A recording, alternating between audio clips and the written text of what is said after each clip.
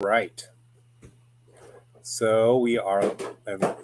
I see the little check marks and it says that we are live. I am excited for today's presentation. My friend Raffaella is really well known for her Venetian cooking. I was first introduced to Raffaella about 10 years ago. And if you don't know me, I'm the Baron of Terra Pomaria. I used to be known for cooking before I stepped up. I think as Baron, I've only had 2 opportunities to cook for people in the SCA. And so I am looking forward to getting to experience cooking with somebody else in this format. I feel that cooking and food is one thing that kind of connects people that no other thing does. Everybody eats, and it is a special experience when you are eating something that somebody else, somewhere else is eating, and especially across time, where you know there are people hundreds of years ago who are eating the very thing that I'm eating. So I feel very connected to them, and so this is exciting. And with that, I think I'm going to turn it over to Raffaella and let her start sharing. Wonderful. Thank you. Yes, I agree completely. That's part of what fascinates me about food. Because I love not only Venetian food, but I'm sometimes kind of referred to as kind of the all Venice channel. I'm fascinated with the clothing, the culture, the medical theory, gender relations, and how all of these things tie together. And food was really the nexus of a lot of that, not only culturally, but in terms of medicine, food was the primary way they would balance their humors, which was the predominant medical theory of the time. And so spices actually played quite a big role in that, because spices was one of the ways you would balance things. Um, and so men were considered to be hot and dry in nature, women cold and wet in nature. And so when they gave recommendations for food, it would be not only the ingredients, but how you prepared those ingredients, how you spiced those ingredients, and even the order you ate them in, because your body, your stomach was considered to be kind of like an oven. And so how you layered the fuel in that oven was considered to be important in terms of how that fuel burned, meaning, the balance of your hotness and wetness and coldness and dryness. So let's talk about, just kind of dive in talking about not only these spice mixes, but spice mixes in general at this time. So we are talking about late 13th, early 14th century. There were a lot of spice mixes around at this time that were used pretty ubiquitously. And so you hear variations, different spelling, slightly different ways of referring to them. So one of them was called powder douce, or the Duke's powder. Um, it's actually sweet powder, is how it basically translates into. Um, that and poudre fort, which was strong powder. That would have been the more pepper forward, as opposed to like cinnamon ginger forward, stronger spices mixes. But these spice mixes were called for um, throughout Europe. So there are French versions, English versions. We're going to be focusing on 3 of the versions from one particular Venetian manuscript today. But I wanted to just kind of tie into how these spice mixes fit into the bigger picture of um, how in Europe spice mixes like this would have been incorporated. So it's kind of like our taco seasoning or Italian seasoning today. These are kind of versions of that would have been known. And even though each chef or each region might have had slightly different versions, so in this Venetian manuscript, there's actually, instead of just the 2, there's actually 3. And the sweet spice and the fine spice spice mix recipes, there's one ingredient's difference. The fine spice has saffron, and in the sweet spice, they substitute out bay leaf for the saffron. And that's literally the only difference between those two spice mixes. And so let me see if I can pull up. Why don't we pull up the... There you go. And I think we might go a couple of slides in, because I've kind of rambled past the first couple slides. Sorry. No, you're doing perfect. So this was my brain dump. So telling you about the first, and then this is the and the images of what ingredients are in that spice mix before I ground them down. And in the sweet spice mix, they actually give you two different versions. They say you can either grind all of it finely and use it like that, or you can leave the things in chunks or whole, and then you would put it in either a bag or wrap it in linen, and you would steep it. Like, I don't know if you've ever made a wine or something that is spiced, where you would just create like a spice satchel. And so that would have been another way to utilize that spice mix, is either just ground up, literally incorporating it, or keeping it separate, basically steeping it like a tea and then removing the solids. So next.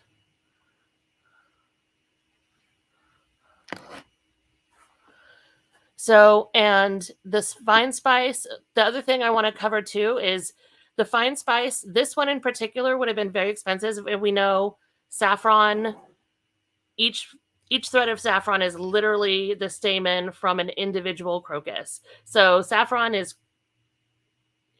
bonkers expensive, but all of these spice mixes would have been a form of conspicuous consumption. These would have been really a way to show off. So you're not only coloring and flavoring food, but you are absolutely culturally showing not only your polish and that you are a person of culture, but you would have been showing off wealth in using these, and even just sugar. So next slide. So the black and strong spice, I think this one is the one that is Master Eduardo's favorite. That I made all three of these spice mixes as largesse with a cookbook included that have the other recipes that we're going to be covering for the rest part of this class. But after I gave Eduardo a set of them, he kept asking for more of, specifically, I believe, the black and strong again. So it's really delicious in a lot of things. I don't know if you're familiar with long pepper as opposed to just plain black pepper. It's actually one of my favorite period spices.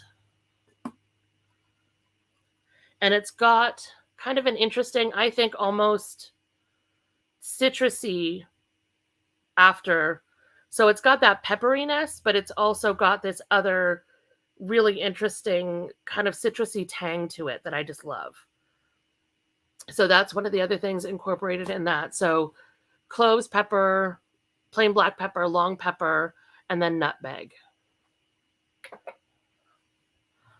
So all of the recipes I picked for this I've all not only, of course, interpreted, but most of them I've done repeatedly and are the ones I get requests for. So tart of mushrooms, this one is really good. It can be made vegan, but vegetarian. It is vegetarian by default. So long as your pie crust is not a lard crust. If your pie crust is a butter or other dairy fat crust, then this is a vegetarian recipe. But it's delicious. It's, of course, not technically for a non-meat day because you wouldn't have been able to use the dairy as well. But there are also recipes from this manuscript that very helpfully offer vegan alternates for non-meat days. All right, let's go. I may be talking too fast. I do that sometimes, but This one is delicious. So sometimes in period, there's been some discussion about whether or not garlic as a flavoring would have been considered kind of pedestrian and working class. That's one of the spice and flavors, or not really spices, but flavors that would have been more accessible to the working man because anybody could grow it. It didn't need to be transported along the silk trade route. So it was very much something that was much more accessible, like onions, to a more diverse population of people. But this manuscript has several recipes that are quite delicious that not only include garlic but highlight garlic. So this one, it's literally a tart of garlic. You take some garlic, you boil it, which really mellows that really strong bite of the garlic, and then you basically make a cheese quiche, cheese garlic quiche. Um, and it's really really delicious. And that's another one that is vegetarian but not vegan by default. Yeah, Her Excellency is studying this recipe very hard too. I just shifted back to it. All right. Well, I think we can actually go to the next one. So the next one is actually a favorite. This one gets requested specifically more often than any other recipe I've ever cooked. My ex, who was not into historical cooking at all, when I would make this for potlucks, I would get like pouted at if all of it went to the potluck and I did not leave a portion. And so basically, Ambrosino, Good and Perfect and such, basically you take chicken. The original called for you to cut a chicken in 7 pieces. So when I first interpreted this recipe, I tried to figure out, okay, it specifically says cut it in 7 pieces. What would those 7 pieces have been? Now, most of the time when I make this recipe, I just use either boneless, skinless chicken breast or chicken thighs, because most of the people I serve it to, universally, people a lot of times don't like to eat chicken off the bone. But this recipe, you just brown the chicken in either the original recipe calls for lard, but to make it more people friendly, because I'm finding a lot more people have a pork allergy or don't eat pork or pork products for religious reasons. And so to make it more accessible to a wider audience, I just subbed out just olive oil and a touch of salt for browning. And then you simmer it with specifically dried fruit and vinegar and spices and some sugar. And so you get this amazing sweet, like sweet and sour, and you simmer down the fruit enough that it kind of reconstitutes the fruit, but it also pulls out all of the sweetness out of the fruit. So this is delicious, either served as a hot dish. I've served this at feast hot, but it's also really good if you chop up the chicken and have it just mixed in well. It also calls for slivered almonds. If you do this like a chicken salad, so it's like a sweet and sour chicken salad that can be really, really good served cold for hot events as well.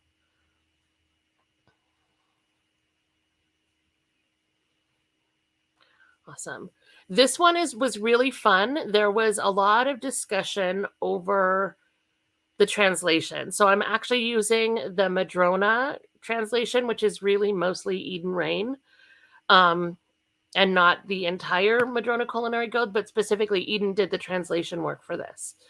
The other translation from most of this manuscript that I've worked with extensively for like well over 10 years was from another scholar, but Eden strongly disagreed with their interpretation of some of the ingredients. The other person interpreted where Eden saw chopped onion, they saw suet. And so it definitely comes out a different flavor.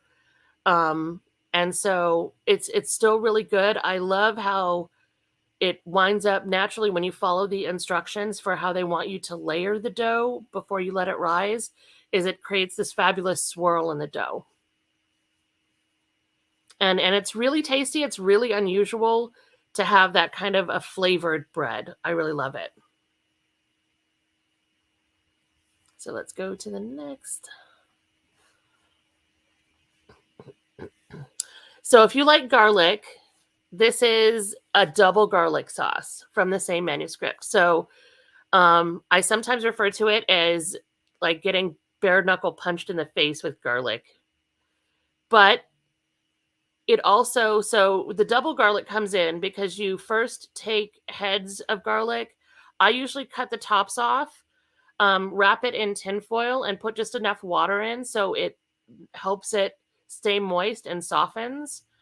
And you roast it until you can literally squeeze it out like toothpaste, and you get this lovely mellowed garlic that has a wonderful flavor but not much bite.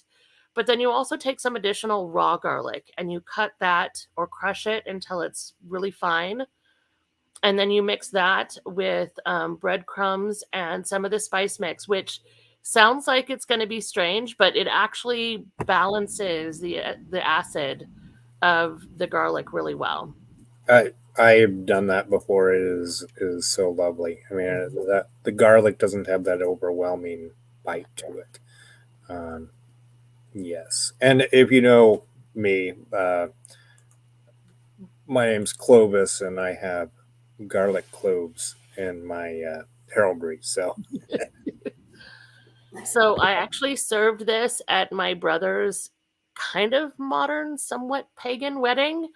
And one of the people there said, "This is amazing. You can put it on everything," and was using it as a barbecue like rub. And then somebody else was dipping chips into it. Like this sauce is, if you like garlic, it's very multi-purpose.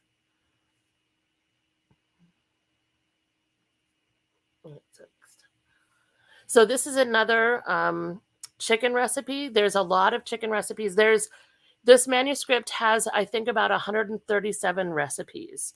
I still have not finished going all the way through it. I had a child and ran out of steam when they were about a year old. So I need to get back to working my way through the rest of these recipes. But this is another one that is really a crowd pleaser. Even people who are not necessarily accustomed to historical food and historical flavor palettes really like this one. I think just for me, it was cooking the onions down, just blending all the flavors. The verjus adds a nice sour punch again to balance what we think of as the sweet spices. And so with the onion and the sour grape juice, it really has a wonderful, complex, but not, I don't think, too challenging flavor palette.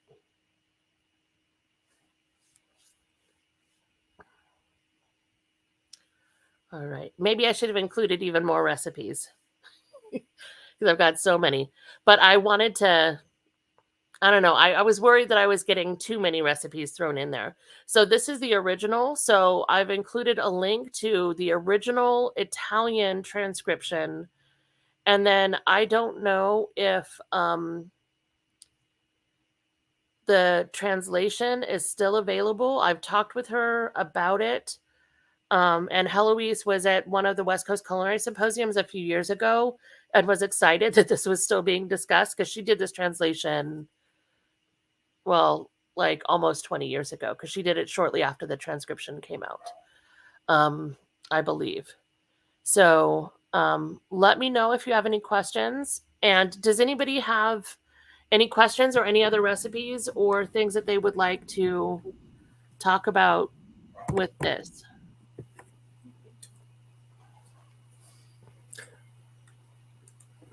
So, I found the Venetians have like a very interesting relationship with the cinnamon, and it is something that I was not used to when I'm talking savory cooking, and it did take a little bit of getting adjusting to, but the flavor profiles were very interesting for compared to what I was used to. Well, and this is something we see around this time period all over Europe too, is that those spice mixes, the cinnamon, ginger, clove, we see in a lot of things. It's not until way later in the period, like almost the end of our period, that we start to see like French cooking become kind of the modern, early modern instead of the medieval Renaissance.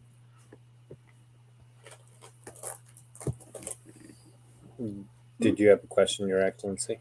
Oh, Her- I did have a question. I'm going to stop my screen share. Okay. There was something in the don't let people look at me. No, they're doing it. okay. The recipe calls for grains of paradise, Yes. and you have a breakdown there. Can you talk a little bit about how you would have arrived at that definition for grains of paradise? I've just not seen it before in a recipe. So I'm trying to see. I thought I had some grains of paradise, but I think I gave it away. So grains of paradise are actually a spice from Africa. And so let me see. I'm trying to back to, because that's one that I've seen several times. And in fact, the Madrona Culinary Guild translation of, I think it's that Padre Dulce, specifically calls for grains of paradise. That one, let's see. And the Italian does not, but I believe it's the French that does. And that one is still used in the Duke's powder today. So, did you have a very difficult time tracking down the grains of paradise? Yes, in fact, there are times when, due to international conflict, it's been unavailable. So there's actually a spice company in Seattle that their historical spice mixes are Madrona Culinary Guild interpretations. They, for about 5 years, had a notice on their Duke's powder saying, this is not authentic because we can't get grains of paradise right now. And so they just had that notice until they could source that ingredient again. Do you know what region of Africa that's from? Because it's very large. Let me look and see, because I had looked it up before. Let me. I think His Excellency is probably now contemplating the possibility of growing it ourselves. Oh, maybe. Oh, yeah.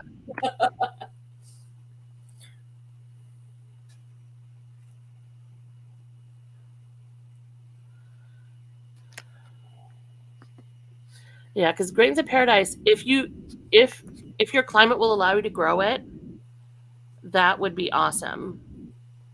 They're a really interesting looking spice too. In terms of like their kind of pod, I guess you could say. But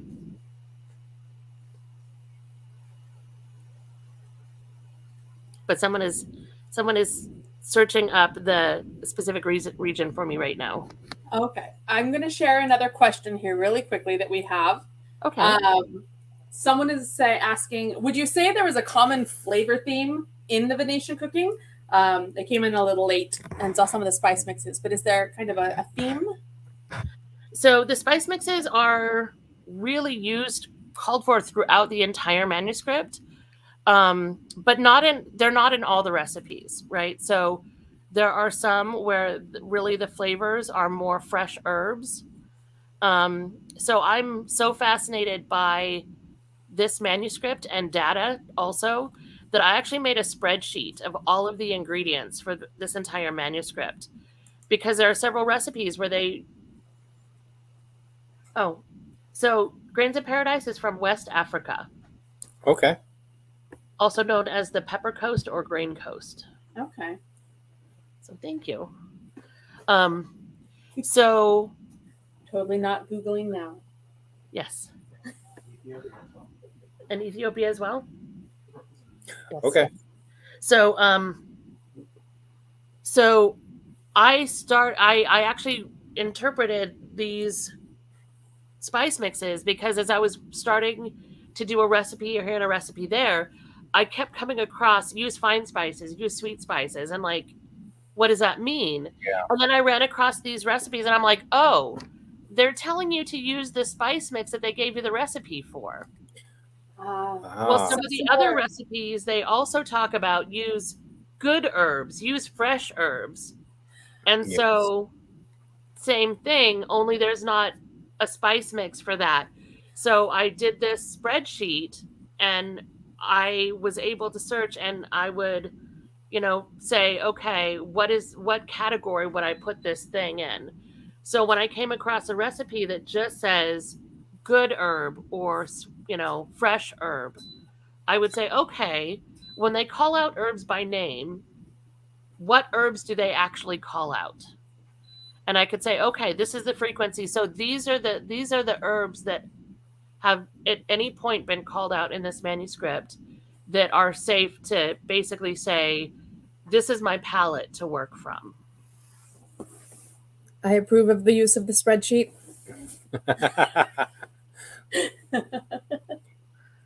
Awesome. Well, right, because if you don't know, you don't know. And so that gave me a way to really quantify it and say, okay, I can justify using these herbs because in the same manuscript they call for it. So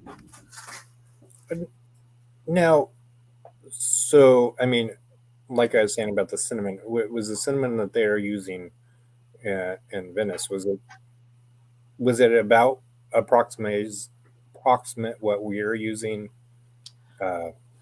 well, that depends because a lot of cinnamon that you get in the store is not actually cinnamon. Yeah. So a lot of the cinnamon that we see in the store today is really cassia. So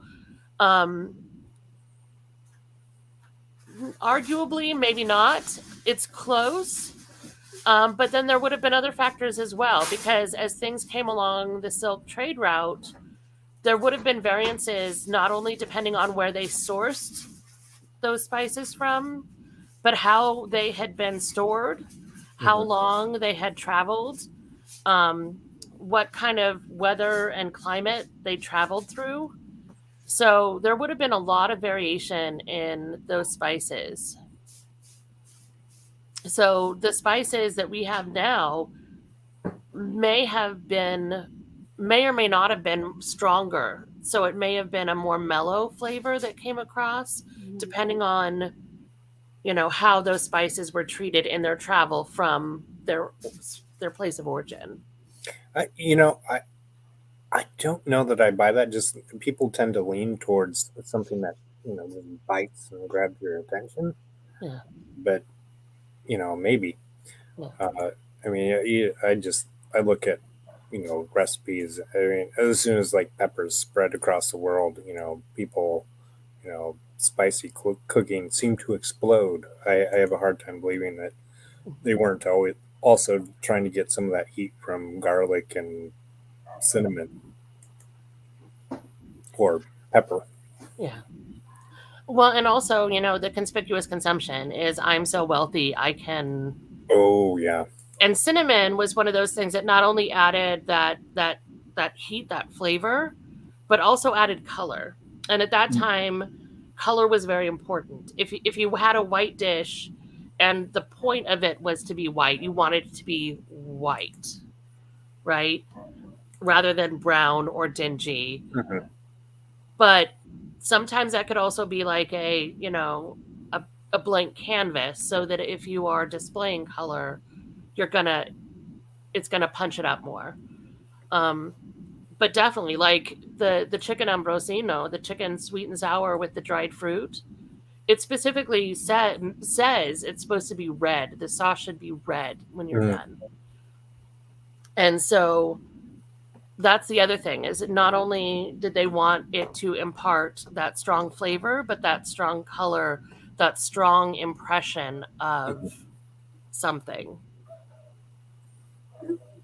And I could see that because I mean, like even in Japan, they talk about like the things food should be, and even the sound of the food is important.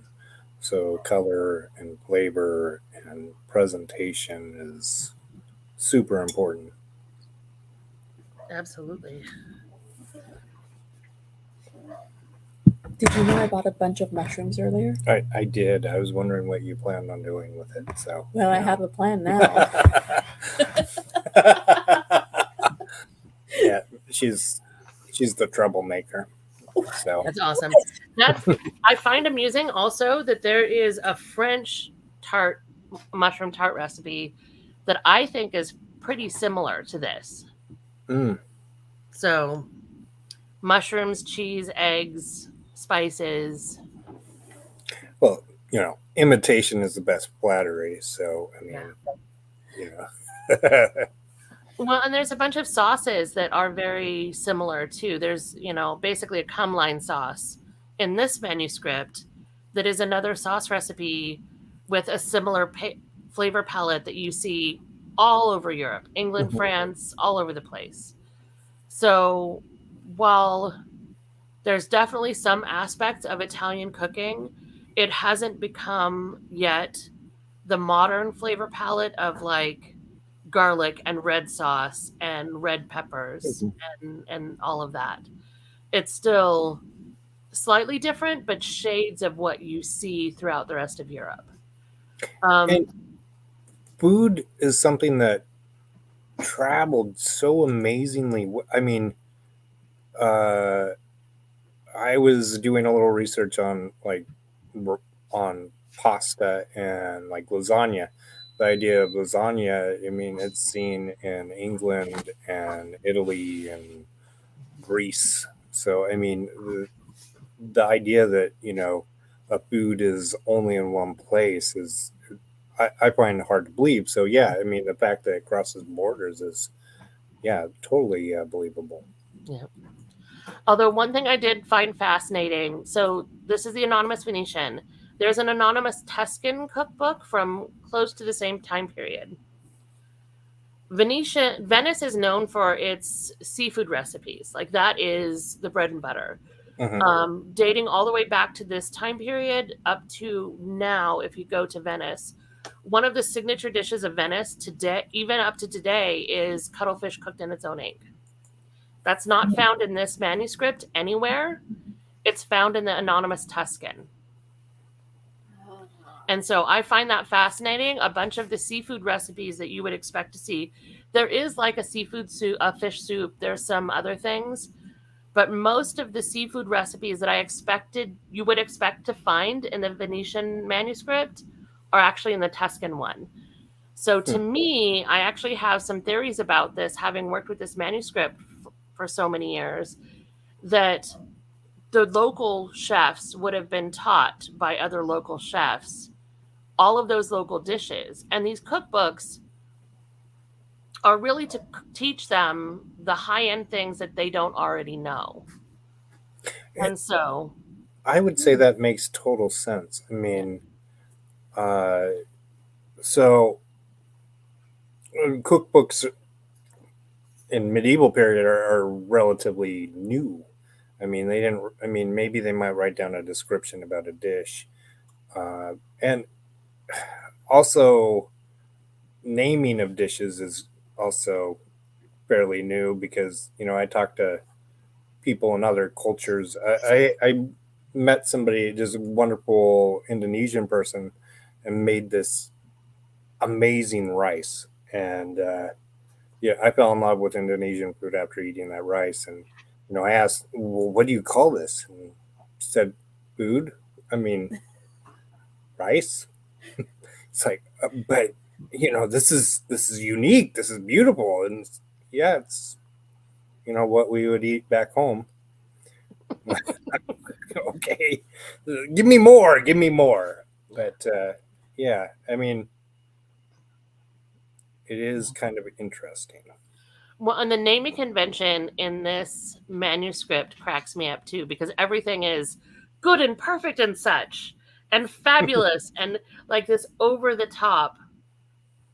I mean, all of these, let's see, sweet spices, enough for good many good and fine things. And let's see. Well, the tart of garlic just says tart of garlic, but a lot of them are just these ridiculous, almost kind of bombastic, like they're trying to sell you marvel. It's not just good nut bread; it is marvelous and good nut bread. And so, yeah, I tell you, I feel that you have to be a little a little bit of confidence in what you're cooking. Is like I know this is going to taste good. So I mean, yeah, it's like this is going to be the best meal you've ever ate. yep. That's how I got my wife. I mean, actually, it was the selling point that her cousin gave her. Is oh, he cooks really well. Did they tell you that I ate really well? Was that my selling point? I don't know. Well, like I said, cooks need appreciative eaters, so that's right. That's a good fit. That's what I'm here for. And that is, I think, the beauty of why I enjoy cooking so much is I like to see people's reactions when they bite into something that I created that is really good and it takes them back. They could be in the middle sentence and they take one bite and they stop and lose their complete train of thought. I think that is, when you know that you've done well. Yeah. Well, and like we were talking about earlier, food is really, to me, not only kind of my love language, but it's about community building. It's how we come together. Yes. And so this is how we share. It's like breaking bread together, right? There's a reason why that goes back to biblical times. That's how you make a connection, is coming together. And memories are so tied to food and taste and smell.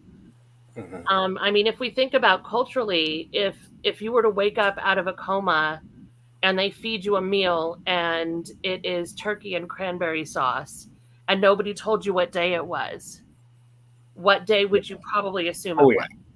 So, like, we have so many cultural things that are really embedded that we don't even think about because it's just what we're saturated in.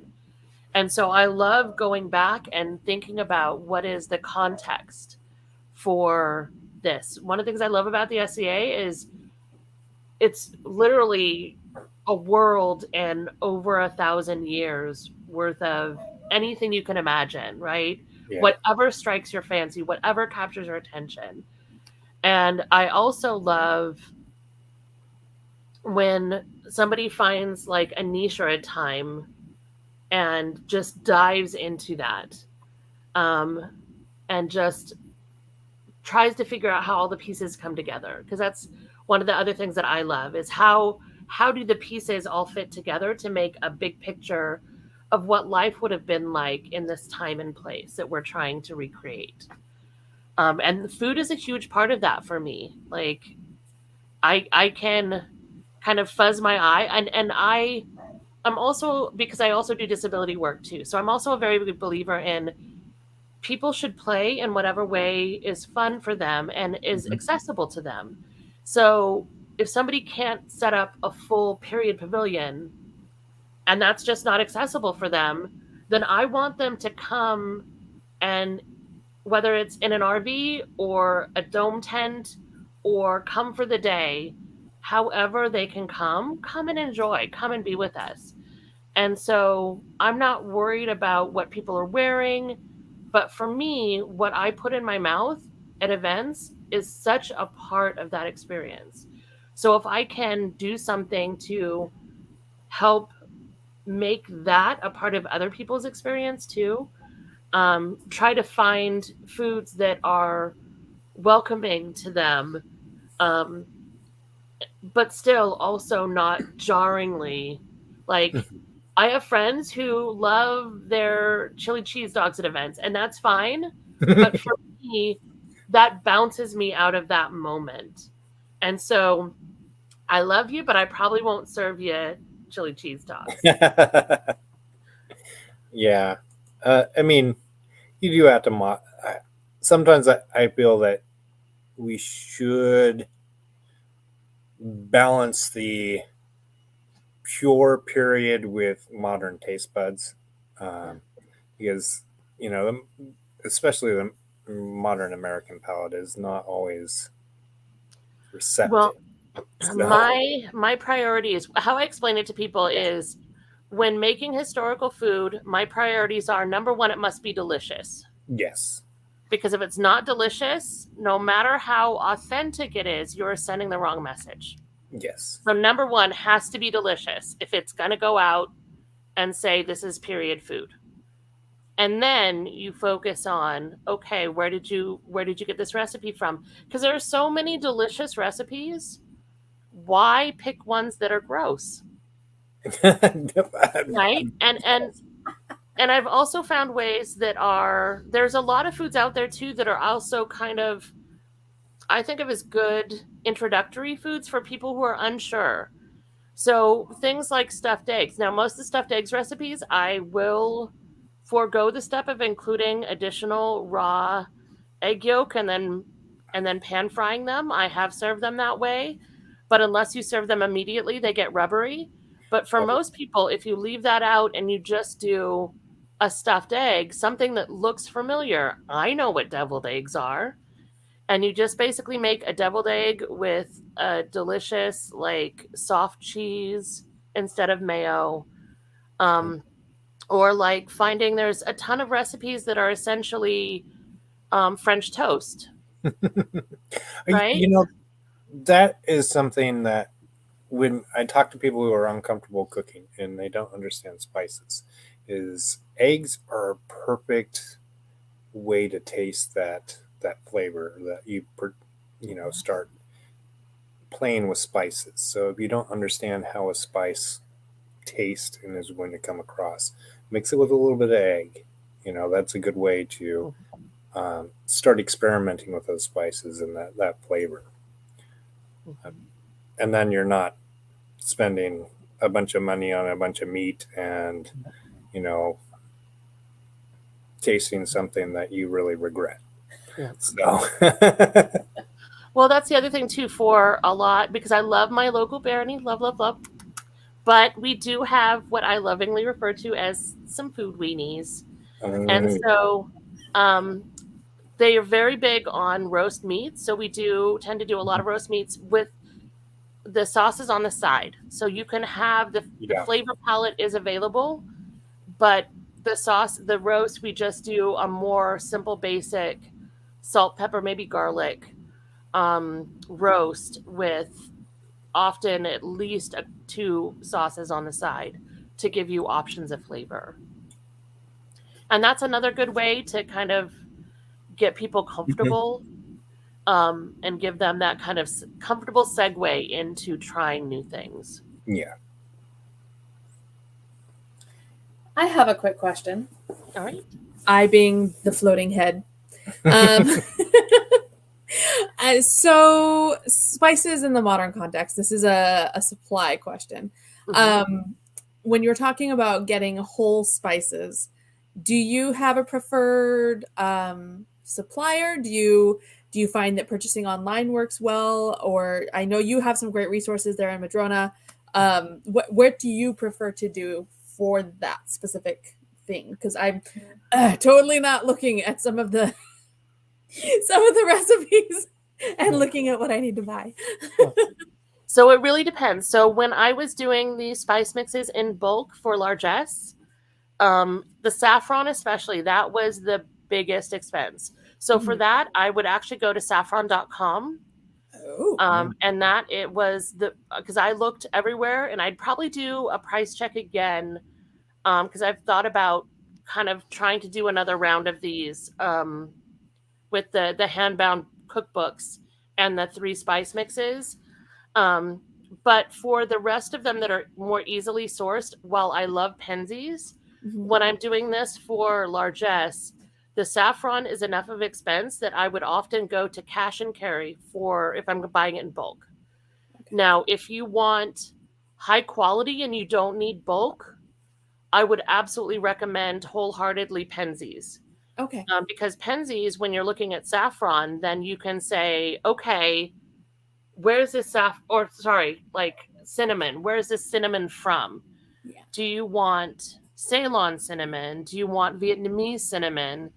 And they can actually help walk you through, okay, what's the difference? Is there a flavor palette difference? Is there a heat difference?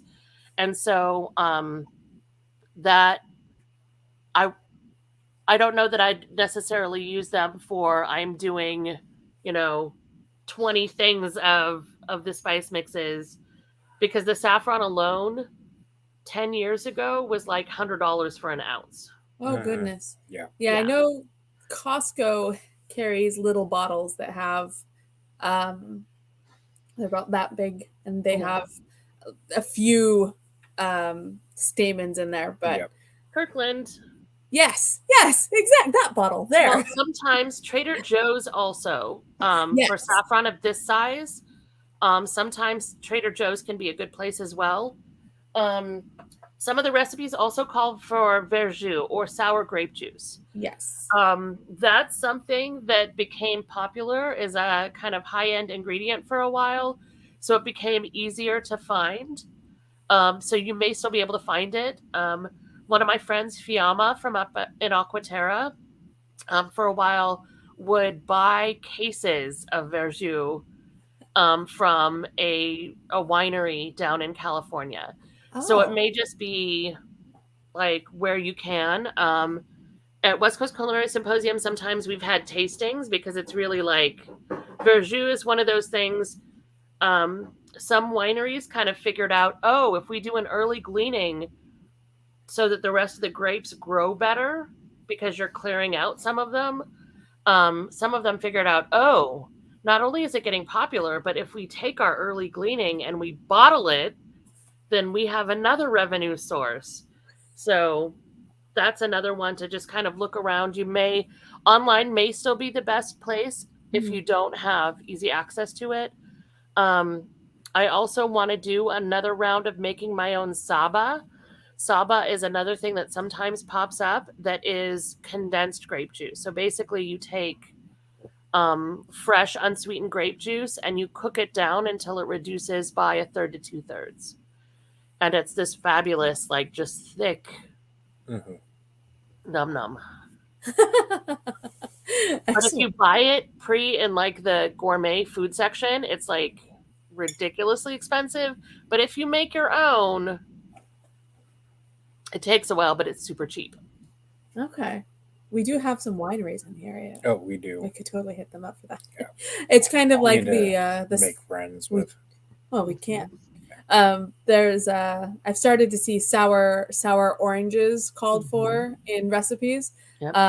I lived in Mexico for a few months, and it was funny because they had decorative orange trees. I lived in Guadalajara, and they had decorative orange trees along the streets that they were just dropping their fruit in the street. And one of the families I lived with was from the Yucatan Peninsula, and that's where you get sour orange juice, was from these oranges. And so there was one day where we stopped the minivan and jumped out and grabbed a bunch of oranges off the sidewalk. So That's awesome. but yeah, it's interesting. It's interesting with some of these ingredients to find out. They seem so rare to us, but Yeah. they would have been or are commonplace in other contexts. Definitely. Well, and because there's so much of it, we've tweaked our varietals. So Oh yeah. just Mhm. getting used to expecting our fruit to be really what they would have considered to be ridiculously sweet. Yeah, definitely. Yeah, and ridiculously large too. So Oh my- sure. One even chicken, like chicken breasts. Like Right. Oh yeah. Oh yeah. I'm like, you get a breast and it's giant. It's like a turkey breast. I'm like, The turkey breast or the chicken breast that you get now is actually about as much meat as you would have gotten off of a chicken. Yeah. You know. Well, and that's not even all of the different terms for chicken that means different things, like capons and pullets, and they actually meant different things. Like sometimes it is a, male that has been castrated that is of this age, or a female chicken that is. So there's a whole nother, that's a whole nother rabbit hole. My question is, how much flavor difference do you think you would get out of like a rooster versus a hen? Well, if you think about it, it would be all about the hormones impacting the fat and the muscle, right? So how fatty versus how sinuously or like muscly would the meat have been? And part of that would also be like just how we keep our poultry. Would they have just been great? They would have been out in a yard eating whatever they can find, versus modern poultry production where they're in a cube where they can't even possibly, stand up, and they're fed as a very specific feed to make them as big as possible, along with, hormone treatments and other things. So that's going to be a huge factor, is just, how do they move, as well as their gender and their treatment impacting how fatty they are. Yeah, but that food is area used to muscle as opposed to like not use muscle. Yeah. All right. Does anybody else have any questions? I'm not seeing anything in the chat. Yeah. Oh, there was some questions that were covered earlier, such as the spices. And if they go back, they can review that. But how about, do you have any closing words of wisdom, and we can end the recording? Just keep exploring, keep trying new things. Don't be afraid to try something new, and don't be afraid to ask. And most of the cooks I know are happy to talk your ear off about anything under the sun, whether it's, where to get that hard to find ingredient, where to start if you're looking for recipes, where to find recipes online. You don't necessarily have to go out and buy a whole shelf of cookbooks. Just ask around. At one point, we were trying to restart the Kingdom Culinary Guild, which we used to have way back in the day. And unfortunately, one of our kind of instigators unfortunately passed away. Baron Gario was one of the people that I was talking with about trying to get that restarted. So at one point, Clovis, maybe we can talk too. I would love to see that get restarted, because part of the things that we were talking about is creating mentors and a group of mentors available to people who are starting out, who don't know where to go, and don't know who to reach out to in their local area. Yeah, and I know you mentioned Madrona a couple of times, and the Madrona Culinary Guild has been, they're instrumental in cooking in Ontario. So Definitely. Shout out and thank you, Madrona Culinary Guild. Well, and I actually grew up in Madrona, but then I lived in Terra for some time, and now I'm actually in Blathanor. So down in Blathanor, we have monthly cooking nights that are open to anyone who wants to come. If people want to jump in and cook, they're welcome. But if people just want to come and eat, cooks need appreciative eaters. So we will be traveling up north. Yes, we'll come see you soon. Sounds good. Oh, yes. Well, thank you so much for taking the time to. I'm sorry, this is not my show. Oh yeah, You're welcome. You're fine. Yeah, so we divided up the fiber arts, which Her Excellency is covering, and I'm doing the cooking because because you cook what I enjoy, and I eat. and but yeah, thank you for your words of wisdom, and I'm going to end the recording. Awesome. Well, Thank thank you you. so much. Thank you.